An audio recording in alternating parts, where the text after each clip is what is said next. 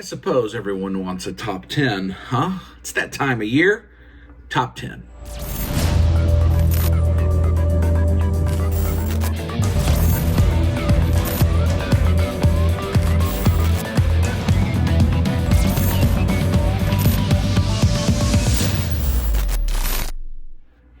And that's right. Happy New Year, New Year's Day. Happy New Year to you. It is a New Year's special. I decided to make the New Year's special this year also my top 10 video for 2024. Welcome to 2025. Hopefully your holiday season has been positive, restful, restorative. This time of year, as I'm filming this, it's a few days before New Year. You know, I really try to do not a lot, if I'm honest, try to stay home, be home. We try to rest and relax and, maybe do some things like reset here, clean some things up, get your decorations put away and get your Christmas presents put away, whatever the case may be. But really focus on what do we need to do in 2025 to be successful as individuals, as family, on the groups, the teams, the clubs, whatever we participate in, work, whatever it is. How can you be successful? So, I don't usually share resolutions or things like that on the channel. That's kind of private stuff that we do, but we are focusing on that. But it's also a good time to look back on the year in action figures and on the channel. And this year, I thought what I would do is do my top 10 figures of the year that I've enjoyed the most. And again, this is not like the 10 figures that I think are the best figures necessarily. It's my favorite 10 figures of the year that I had the most fun with. But what I'm also going to do is kind of share memories that those figures evoke in me, either from things this year or things in the past or whatever. Because my channel and my collecting habits is, like most of us, it's much more about the way it makes me feel, nostalgia, those types of things. But you can also have nostalgia for recent events. It doesn't only have to be stuff from your childhood. So I thought this year we'll go through the top 10 list and talk about good moments from the channel and kind of reflect on a year in review and think about what's coming up next year in 2025. So that's the way it'll work.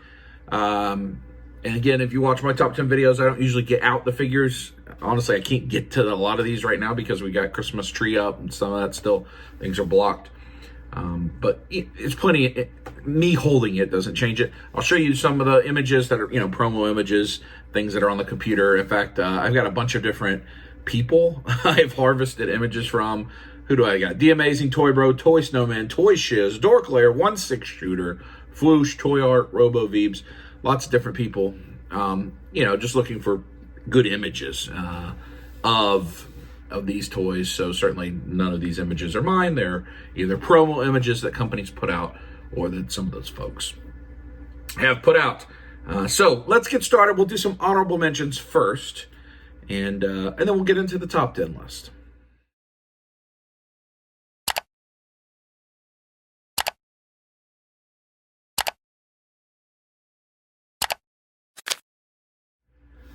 So for honorable mentions, the first items that we have honorable mentions are what I'm calling kind of the mass retail things. And for me, that it basically means Marvel Legends, DC Multiverse from McFarlane, the Motu kind of 6-inch scale stuff. Things I don't buy many of. I buy a little bit here and there, but not something that I actively collect. Versus something like G.I. Joe Classified, which I buy all of right now, so they're clearly they're qualified to be on the top 10 list. And so some kind of mass retail things I don't normally collect that I picked up this year from Mattel. These were both, I think, Mattel Creations, unfortunately, but it is the New Eternia Snout Spout, who I really, really like that elephant. And the Horde Trooper, or Horde, I think it was considered New Eternia Horde Trooper. Both of these Mattel Creations exclusives. Both look really good, especially the Snout Spout. I think the Horde Trooper looks good too. It maybe feels a little bit hollow, a little bit light. I think the New Eternia line of Masterverse has been really, really solid. I just don't have any room, and I kind of have all the characters I want for 6-inch scale Motu stuff, but I enjoyed picking those up. The only snout spout that I had in my collection was from my buddy Nick Doobs, a custom, and so I was happy to pick those up.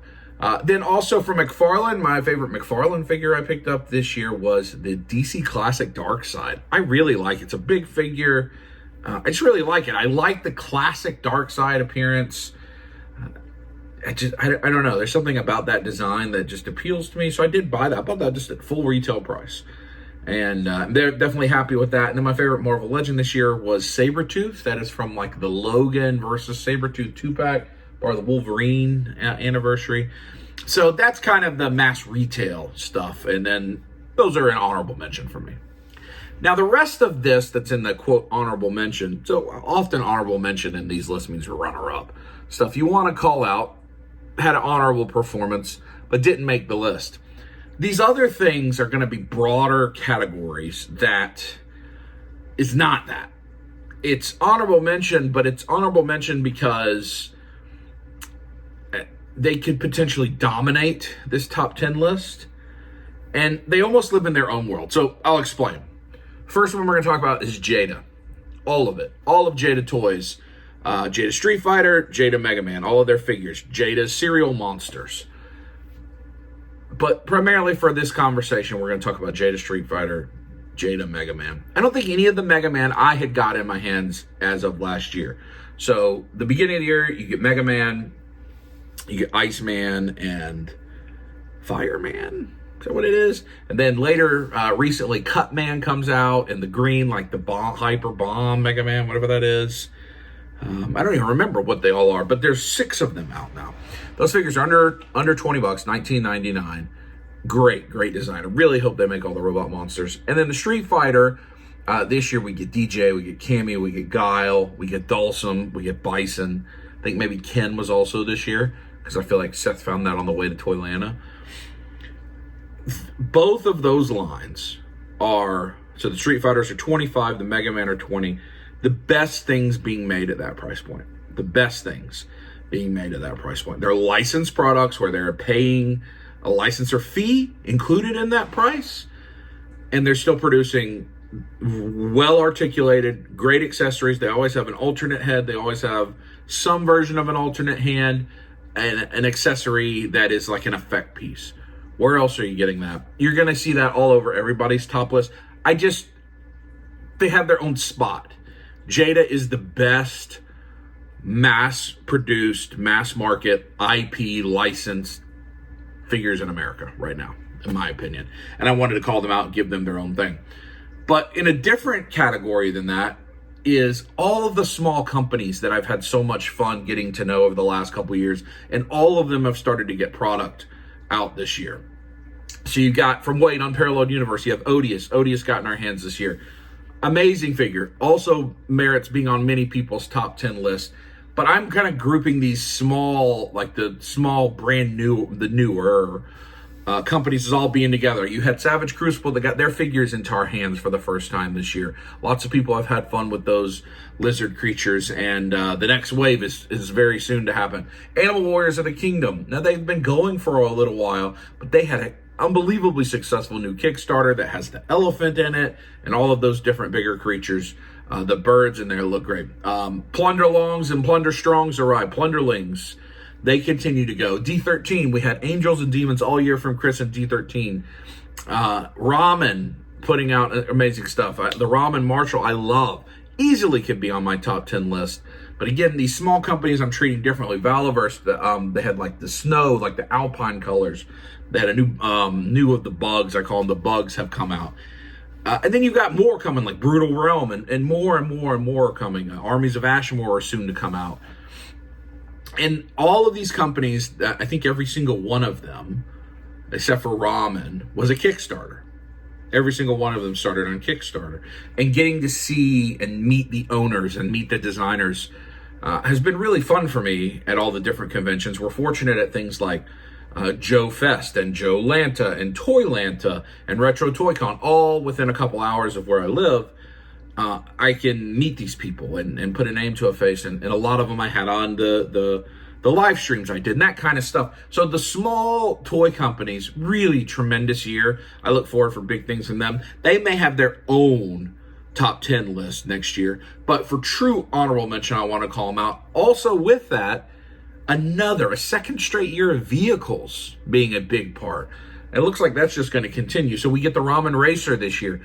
Probably the toy of the year, truly, right? Toy of the year. This is a figure countdown, but toy of the year. The Vanguard from Valiverse gets out. The Dragonfly from G.I. Joe Classified arrives. We get another turtle van from Super 7, the Mikey's Pizza Van, which is the best turtle van I've got yet. I love that one. And then you've got G.I. Joe Classified continues to put out more vehicles. We had the Vamp this year, whatever the Stinger, whatever the other, like the Night Force color one is that, the Ferret, the Tiger Paw and Wreckage, the little four-wheelers. So many vehicles. And I finally opened my vehicles, as you saw on the channel this year. I got to put them in the garage. So those are all things I wanted to talk about a little bit, share a light on, share a couple pictures or whatever. But none of that is going to be on my list, primarily because there's not a home for it. So like the Mattel stuff, yes, that could have been on the list. The McFarlane, the Marvel Legend, just didn't make it, but I want to call it out.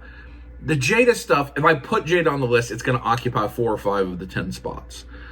Same thing with like ROM, the small companies, they could occupy 5 or 6 of the spots. So I wanted to call them out separately before we get into our number 10 best figure of the year.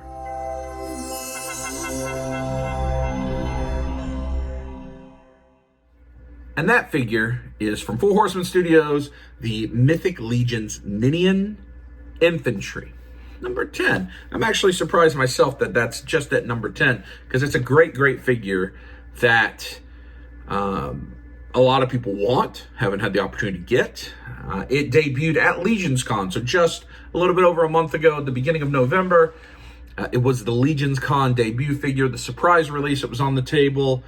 This is this kind of snake soldier creature. They had revealed the day before at G-Con some true like serpent, like Basilia type of creatures that have bendy wire tails that they'll sit on. This has got legs, and it is like a snake soldier. And incredible paintwork on the back of this figure. Like you don't realize it up front. You see the front, you're like, oh, it's cool. Then you see the back, incredible paintwork. There's already some really cool custom pieces for this. Toy Bro did a video on it. Mark Calvo Customs has some adapters to make the neck longer, to have 2 heads on it. Those are some really cool things that you can find. But, you know, this is the second year in a row that there was a surprise reveal. I am fortunate and blessed that the Horsemen have me do a lot of filming of different things when I'm at Legions Con, or that not the Horsemen necessarily as much as Legions Con itself.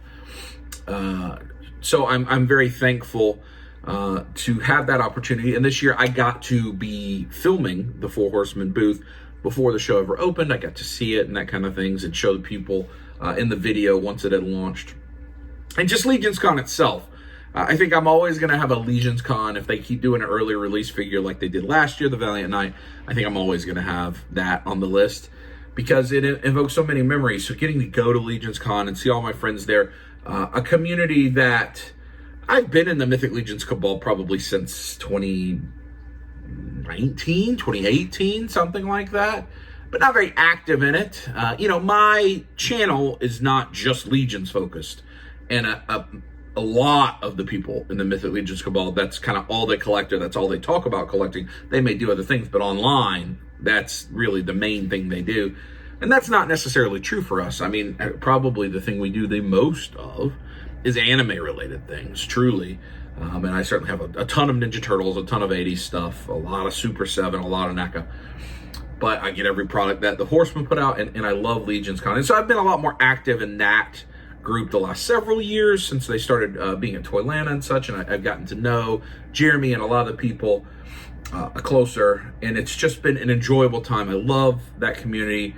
I love how much fun we have together, and I'm especially grateful for Jeremy Gerard, who's the Director of Sales and Marketing. I call him a friend. We've now been to each other's homes, met each other's families, well beyond action figures. And so when I think of this Ninian Infantry, that's what I think of, is the Legions Con memories, and those I'm very grateful for.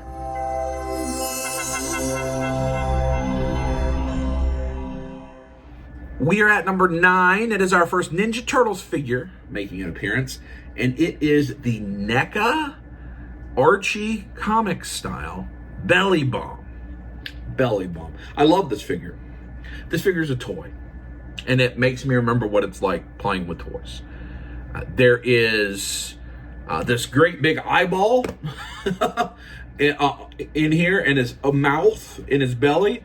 That eyeball moves all around. It's on this weird like tendril neck, and his mouth, belly mouth, I don't even know how you call it, is articulated and opens and closes. That's a toy. It's a toy. I opened it up and I immediately said this is going to be on my list. That's probably 4, 5, 6 months ago. And I just kept playing with it and playing with it and playing with it. And it made me feel like being a little kid again. NECA, I am at a weird place with them. It feels like they haven't necessarily found themselves in the best spot from a business practices. I obviously love the NECA Ninja Turtle stuff, all of it.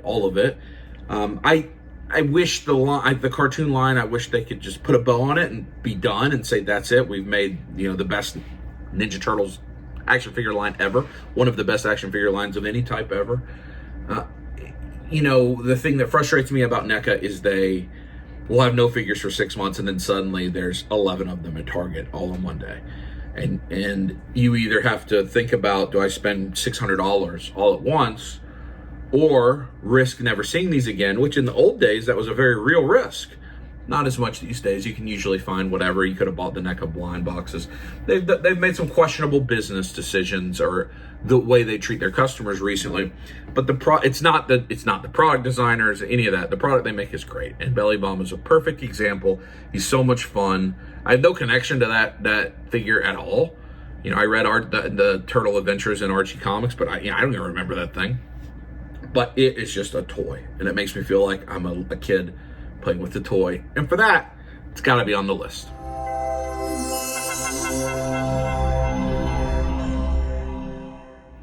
All right, coming in at number 8 is our next Four Horsemen figure. Four Horsemen Studios Mythic Legions Skeleton Legion Builder 2. Skeleton Legion Builder 2, another figure that I imagine is going to be on most folks' lists if you have it. This was a unusual kind of surprisey type early release. You could buy it online. I think it was during San Diego Comic-Con, maybe sometime during that time. It is using the skeleton body that will be in most people's hands shortly when the Necronominous wave comes, which is imminent. Like, I think it could be arriving into the Four Horsemen offices literally at any time as I'm filming this, as you're watching this, because I think they're expecting to start shipping out Necronominous orders in January. So imminently we should have that, and this body will be on like the Maxilius the Harvester. I think some others will be using this same scheme, not necessarily the same color of bones, but the same scheme. And this figure is hand candy. You can just play with it. It sat on my desk here for like 3 months, almost like it's only very recently been put in the case since I got back from Legions Con, and I have a bunch of them. I bought a bunch of them. And when I think about this figure, one of the things that also helps me think about is the connection that I got to make with my older sister, Kimberly, this year over Mythic Legions. And for a while, she's so good at sewing and making crafts and making clothes for humans and all these different things. And I've been telling her for years that she should make action figure stuff. She's like, but I mean, who's going to buy it? I'm like, the Mythic Legions Cabal people will buy it. And this was one of the figures that she made a custom set for. She actually sent it to D Amazing. We're grateful. Darius did a video for it. I remember she made me some prototypes to take with me to IshCon, and Darius and KJ and I were playing with them and letting other people see them and playing with them at IshCon. And so this figure, not only is it super cool, could easily be much higher on the list, but also has all kinds of positive memories for me with my friends, with my sister, and it's one of the early things that kind of helped kickstart where she wanted to be more and more involved. And then she went to Legions Con with me, and we had an incredible, she was with me for 2 weeks on an adventure all over the east and northeast coast of America, and a lot of fun. A lot of my positive memories, and that's the Skeleton Legion Builder 2. Hard to get. I think, like the Ninian Infantry, the Ninian Infantry has not yet gone for public sale yet to the general public. That probably happens here in January, February. But that Skeleton Legion builder is pretty hard to get these days, and it's a really cool figure. But again, you'll have other opportunities to get it within the Necronominus wave. I think Maxilius, the Harvester, is the easiest way to guarantee getting it. You can pre-order that at your favorite retailer, Big Bad Toy Store, somewhere like that. I would go with Ginger Kid Collectibles. You can reach out to them. But anything like that, you could. So that is our number 8 figure. That is the Skeleton Legion Builder 2.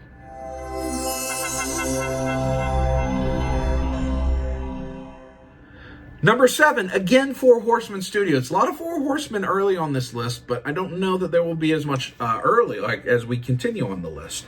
And that's the first Figura Obscura product on the list, and I think it was the first Figura Obscura release this year, and that is the 2-pack of the Gods of Egypt, Anubis and Bastet. For me, Anubis is definitely the highlight of this two-pack set, even though the Bastet has all kinds of new sculpting, new female body, and all of that.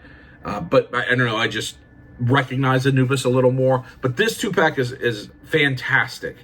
And they also have mentioned that this is kind of a new subset of Figura Obscura. They're going to continue going into the pantheon of the Gods of Egypt. I hope that opens the door for Greek gods and Roman gods and all of that different thing, you know, very Rick Riordan, Percy Jackson style. I know Kai would like that too, but these they come with so much stuff. All the different, I don't even know, things you'd find in a pyramid. They're just fun figures. A lot of people are using both of these for custom bases for other things. Figura Obscura is the most fun release. Every time it happens 3 times a year right now. It usually happens in a springtime, and a Halloween time, and right before Christmas.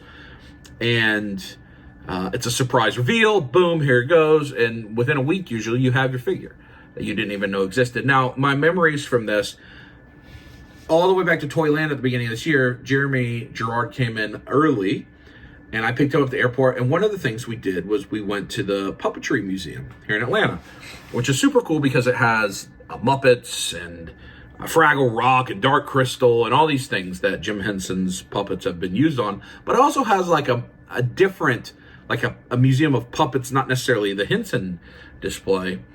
And we were in this really old section of that museum, and I could tell he was walking around looking at different iconography, different uses of puppets from long ago, ancient history type things. And I could tell he was thinking about Figura Obscura and thinking about figures that they may have come out or whatever. And I remember going, I wonder if that's going to be a Figura Obscura. I wonder if that's going to be a Figura Obscura, as he's looking at these different, characters from over the years. And so when Anubis and Bastet came out just not long after that, a month or so later, I'm like, I wonder if, I can't remember. I wonder if he was looking at Anubis and Bastet or anything from ancient Egypt or something like that. And it was kind of giving us some thoughts or wondering if I noticed or whatever. So just a unique thing that happened this year, a fun memory. That day is a lot of fun. We went to the Puppetry Museum. Then I had a big gathering at my house for Toylanta, which we'll be doing again this year. And it invokes a lot of positive memories when I look at those figures.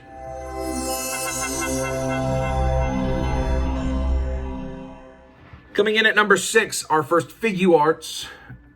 First, I think, import at all on the proper list, right? Yeah, first import at all. And that is the SH Figuarts Mecha Frieza. I believe this was a premium Bandai release. It feels like almost all of the Dragon Ball SH Figuarts are premium Bandai releases this year.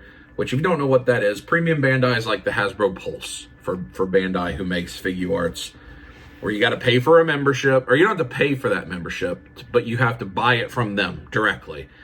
Usually they're a little bit more when they should be less because they're going direct to customer. I don't know why they're more. Yeah, Rufus right there. Yeah, he's going to hop up. Hey, buddy. Yeah, you just want to be on video right there? Yeah, that's a good boy. And you got to pay up front. And, I'm just kind of tired of paying in full up front for something that arrives a year or more later. I'm just kind of over that. Now, Bandai is actually quite good about their releases. Usually you're going to get something 10 months after you order it. And they stick to that schedule. There's one new Dragon Ball Figuarts every month. They're pretty disciplined about that. They don't have a lot of factory hiccups. But still, The only place I think I will continue to do that is Premium Bandai, because you have to. So if a figure is $80 on Premium Bandai, if you don't buy it there, you're going to pay at least $130 for it, period. It'll be on Big Bad Toy Store for $130, sometimes even more. It'll go into the aftermarket. And they're putting really good ones, like this Mecha Frieza. Now, this figure looks great. Frieza is obviously the most iconic villain in the Dragon Ball universe, and this was very much a year of Frieza. There was all sort of derivatives of Frieza in different forms, and members of Frieza's family and the Frieza Force and everything. And I'm sure we'll probably come back to that here later in this list. But the really cool accessory is it has the cut in half Mecha Frieza from when future Trunks cuts him in half. It has that as an accessory where you can have Trunks cut him in half. What a cool accessory. This figure's beautiful. It's really good. I love the Dragon Ball figure art stuff, especially the DBZ stuff, because in Frieza especially, because David will get into it with me, and Andrew Bogish especially likes it. So we kind of enable each other, if we're honest with it on that. David doesn't buy a lot of the Dragon Ball stuff, but he does like the Frieza things. Andrew loves that era of Dragon Ball Z. And so this was a figure all of us were excited for. We all got to talk about and share with each other. And so anything, again, that connects me to my friends. And, I'm especially thankful to Andrew. Andrew was my MomoCon buddy this year. Andrew was my Dragon Con buddy this year. And when I mean my con buddy, I mean he stayed the whole time with me for all the cons. When Kai wanted to go salsa dancing late at night, when we were going to roam the streets and go to a rave at Dragon Con, whatever it was, Andrew was hanging out with me, helping me in the car when it would be late nights and all that kind of stuff. And I'm very grateful to that. So things like this that we get to connect over is really special. So it's almost nostalgia for just a thing that just happened 4 months ago, 6 months ago. But when I see this Mecha Frieza, which I love, connects me right there to my friend. So that is our number 6 figure.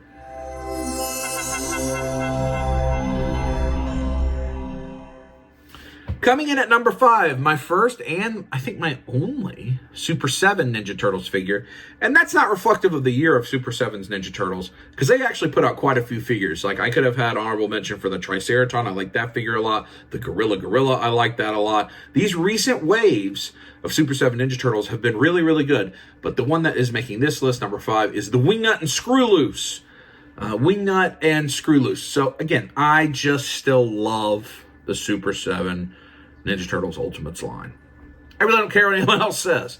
I love it. It makes me feel a certain way. Obviously, at the very end of the year, thanks to my man Ron, Century of the Man Collector, I got a little itchy, and I'm starting to get back into the retro Ninja Turtles. I still haven't put any of them out on display. I'm going to try to work on that once we put the Christmas decorations up and just see how it makes me feel. But I have some really good pieces from Ron, and then I got a bunch of pieces at Retro Toy-Con that were low cost. These are not premium pieces, a couple dollars each, but a cool thing to pick up at shows like that, especially in the room swaps. I'll probably continue to do that. But the Super 7 Wingnut and Screw Loose, just, again, the thing about the Super 7 Turtles Ultimates line is it feels like the way it felt in my hand when I was a kid. So now my hands are bigger and the figures are bigger, and it gives me that feeling. Wingnut was always, I don't know why, but always a toy I loved. I don't think I realized as a kid that it was supposed to be Batman.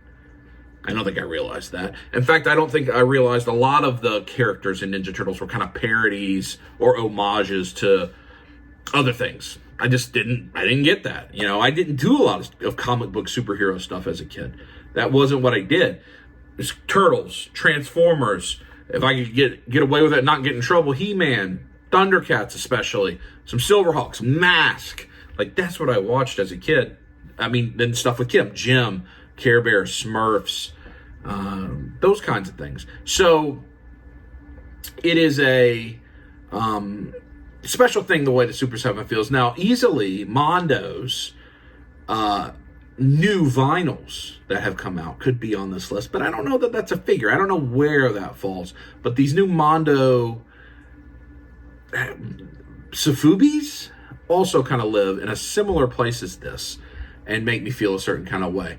But one of the things that I like about collecting Super 7 Ultimates is Jared, Toy Bro, you all know, He and I collect very similarly. We get a lot of the 80s stuff. We get a lot of Dragon Ball figure arts and some import anime stuff.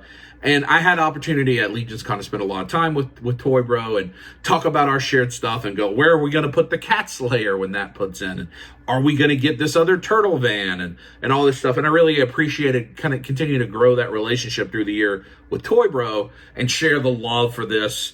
And this Wingnut, I think, a great line. Super 7 continues for me to be something that I really appreciated picking up. So that is number 5.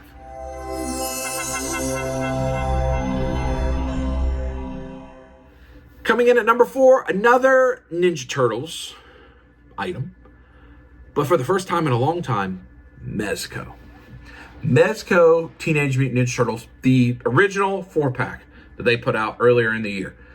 So they have the Toon reissue, or I don't know, the Toon repaint of that, and they have the Casey Jones. But this is specifically the first release of the Mezco kind of Mirage Comics inspired Teenage Mutant Ninja Turtle set. This set is loaded with stuff. If this isn't on a lot of people's figure of the year list, they maybe just didn't get it because it was expensive to start with, and then it got really expensive in the aftermarket, like over $1,000 for a while. Right now, it's popped back up. Maybe they found more stock. I don't think it's a reissue. I think maybe they've just found some more, but it's still like a $700-800 set. I think it was $400 original. It just has so much stuff in it. It's so much fun. But so of course it speaks to me. It's Ninja Turtles. But one of the things I really appreciated is it kind of got me back into Mezco. I stopped, as most of you know, I sold off all my Mezco in the fire sale back, it's 4 years ago now. And I wasn't buying it at all. I got a few last year. I got a lot more this year. They're with my Mayfex figures. They're in the garage where I can take them down and take pictures if I will ever do that. I don't know if I'll ever do that. But they're there in the event I do decide to do that. And that's, this set got me back into Mezco. I got to see, I think, The Amazing took some incredible pictures with this. Really, lets you see how great the set is, how much fun it is.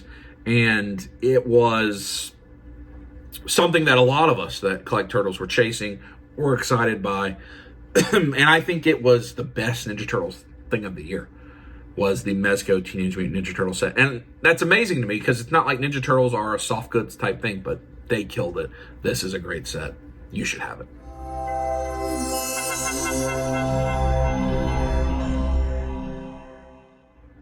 Number 3. And I'll try not to talk too much about this. That at the door is actually EMMI delivery. Maybe some more figures that should be on this list. Number 3, and I could have had this in the honorable mention, like kind of section 2, but it's from Joy Toy, who's easily a company I could have been talking about like that, but this figure's too good. Had to be on the list.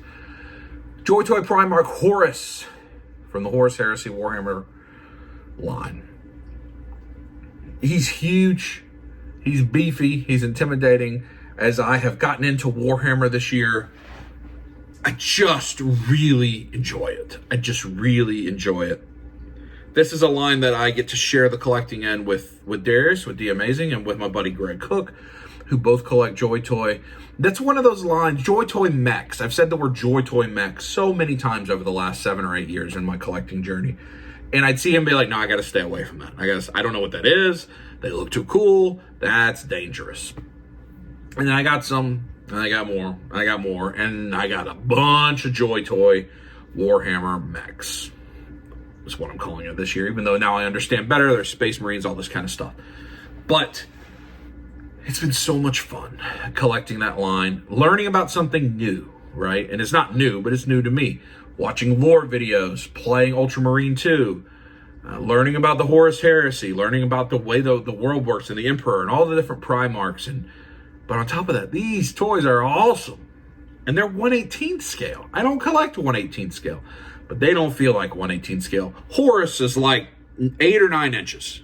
He's a 1/18th scale, but he's like a super mega human. So it's fun. It's just fun. It's fun to play with. I have all the Primarchs so far. They put out a lot of Warhammer stuff, so it's not like something you can collect at all. But like Greg gets a ton of it from Joy Toy, and Dee gets a ton of it from Joy Toy. And we try to get other people. We tried to get Robo at Legion's Con. It was funny. It's another memory I have where at Legion's Con and The Amazing and Robo and I are hanging out during intern. And D has a little Joy Toy Ultramarine with him, and he's handing it to Robo for like an hour. Robo's just playing with it. He's like, no, I can't afford another line. I can't do it. Can't have another one. Diego from Four Horsemen Studios is big into Warhammer. And so it's just something that you get to share with people, but also learn more about. It has a deep lore. I learned Intern Dub enjoys, or at least has an interest in the Warhammer minis. If you don't know what Warhammer is, it's a miniature game, tabletop game. But there's all kind of lore, books, videos you can watch. But these figures are tremendous. And Horus, best figure that they made this year. And that's saying something because they made a ton of great figures.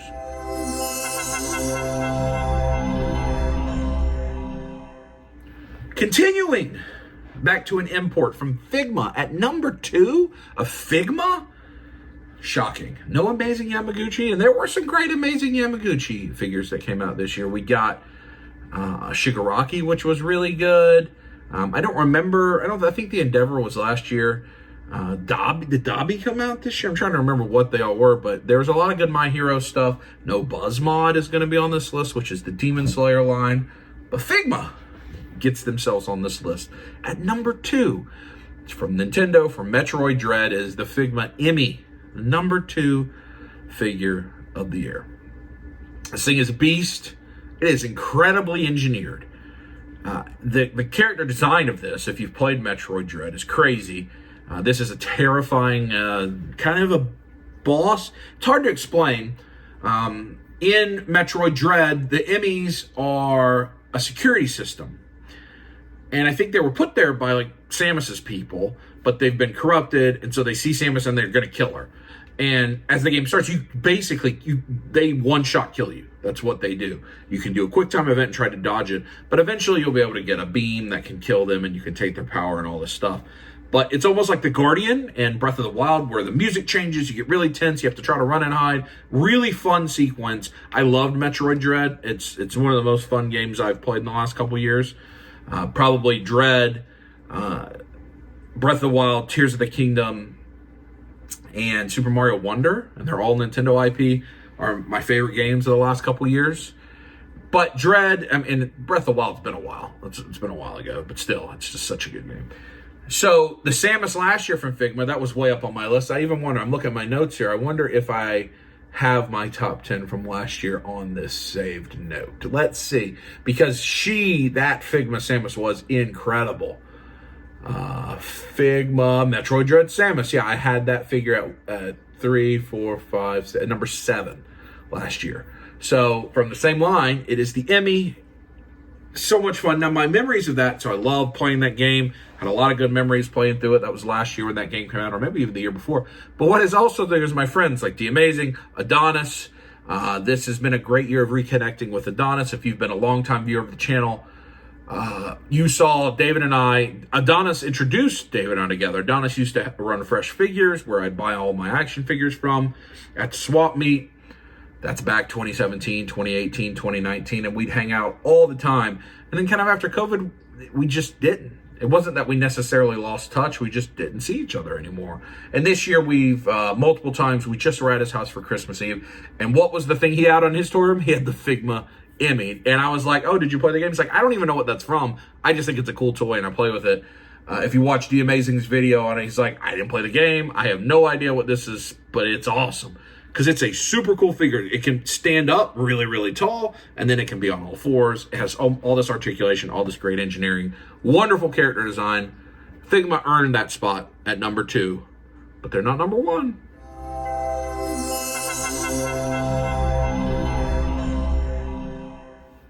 My number 1 figure of the year. And I knew it as soon as I had it in hand, and I think I knew it. My memory that I'm going to share of this is I was looking at Toy Bros. It may have been his ex, or maybe his Instagram story. I think it was his ex. And he posted about how big the box was for the SH Figuarts Premium Bandai King Cold from Dragon Ball. It is huge. It's like the size of, it's bigger than the Shenron box. This box it comes in is so big. I don't remember when that pre-order was solicited. I mean, again, like I said earlier in the video, Bandai's pretty consistent. So it was probably 10 or 11 months ago. I didn't realize it came with the throne. Basically what happens with Premium Bandai is the same thing that used to happen with Mezco exclusives. It's what happens with Figura Obscura for me. Oh, it goes up? Okay, pre-order. I'll look at what it is later. I don't want to miss it. Even though Premium Bandai stuff doesn't sell out, it just ends. There'll be a date where it ends. I just didn't remember it came with this throne. This guy is a beast. He's a huge action figure. You see him compared to the Frieza. He just towers over it. But he is articulated enough, even with this huge tail, that he can sit on a throne. Better than any figure I've ever had sit on a throne. And I've got a Monstars throne. And I feel like I've got maybe a Conan throne. And I think I have Shao Kahn from Storm Collectibles throne. All these different thrones, none of them can sit on them. He can sit on it. He can sit on it the way he wants to. He can sit on it and be like this, like he's taking a nap. All these different ways, and still have his huge tail, all his articulation. He is perfect. He is the perfect Dragon Ball action figure. He is my favorite action figure of this year. And again, another thing I shared with Jared, the way we collect, the types of things we collect. I really appreciate that. So that is my list. Let's look at it. We've got 3 products from Four Horsemen Studios. We've got 1 NECA product. We've got 1 Super 7 product, 1 Mezco, 1 Joy Toy, 1 Figma, and then we've got 2 SH Figuarts. So Four Horsemen Studios with the most appearances on this list. Some of the things that didn't quite make it on that I thought about, kind of brief honorable mentions. Tharnog and Kalazir I loved from the Poxus wave, from Four Horsemen, Arakagor as well. The NECA Last Ronin, like the other brothers, they were really good. Figuarts Android 20, great figure. Let's see what else. The Amazing Yamaguchi Agent Venom, a tremendous figure, but like comic book stuff just doesn't do it for me the way it does for everybody else. I get it to use to play with. I don't use it to display. All the Turtles of Grayskull Scuff I've enjoyed. I think that Casey Jones was probably my favorite, but none of that good enough to get itself on the list. Let's see, Mezco G.I. Joe, another strong thing. The G.I. Joe Classified, no G.I. Joe Classified on this list. I don't think, right? I didn't have any of those on the list. A line that I buy a lot of, I love. I think they're doing great work. It's almost like NECA Turtles. I'm just kind of overwhelmed. But the Once a Man Cobra Commander, the Comic-Con exclusive, was great. The Road Pig was a great G.I. Joe Classified figure this year. They had some good ones. Let's see what else. The Frankenstein's Creature from Figura Obscura was good. And I talked about Gorilla, Triceraton, Mafex Daredevil. I think that was the best Mafex figure of the year. Diamond Rick and Michonne, comic style, black and white, good.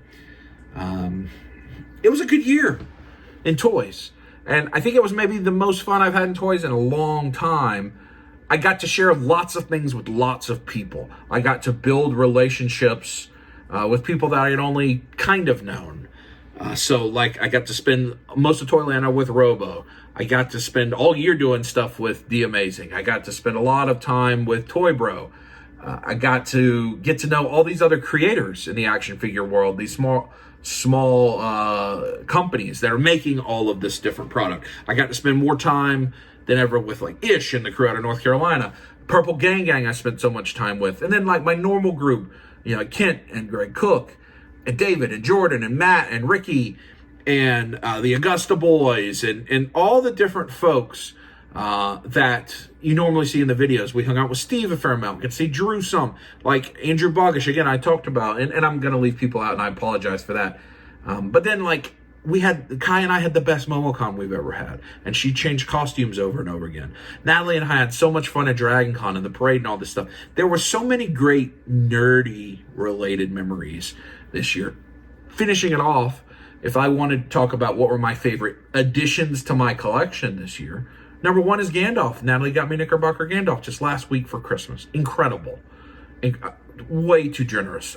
Speechless. Like, I didn't react appropriately because I couldn't believe that's what was happening. I was a little bit mad that she spent that kind of money. I was flabbergasted. It's hard to think. But then, I had pieces come into the collection as gifts from like Charlie Lutz or Slacker Hacker or Century. Ron gave me that bank, the Aragorn bank. So the collection grew and shrunk. I did a lot of work, put things in tubs, got things much more organized.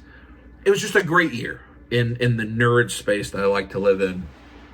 And focusing on 2025 as we end this, we're going to continue to try to put out content that you enjoy. It's going to be family friendly. We're going to have our friends. We're going to be silly. We're going to have some stupid jokes and stupid humor.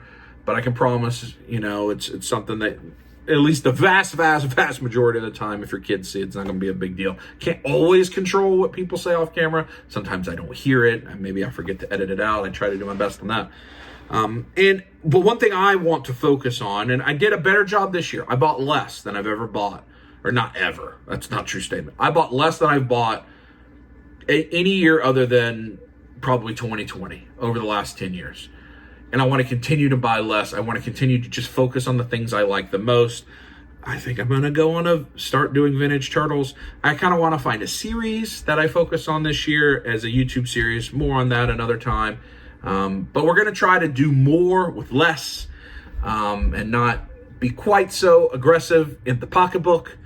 And enjoy the things we have and the time we have with our friends a lot more. So, hope you enjoyed the top 10 list. I know it was kind of long, but I wanted to talk about the memories. I wanted to reflect on the year I had and share all of that with you. So, we will see you as this new year progresses. You'll get a hunt video on Friday. I'm sure you'll have a dub life on Sunday. And then we'll see what the new year on the Big Dub channel holds. If you'd like a channel update, I might do that as a live stream. We can do that. If it hasn't happened yet, Seth and I will do a new mystery box live stream.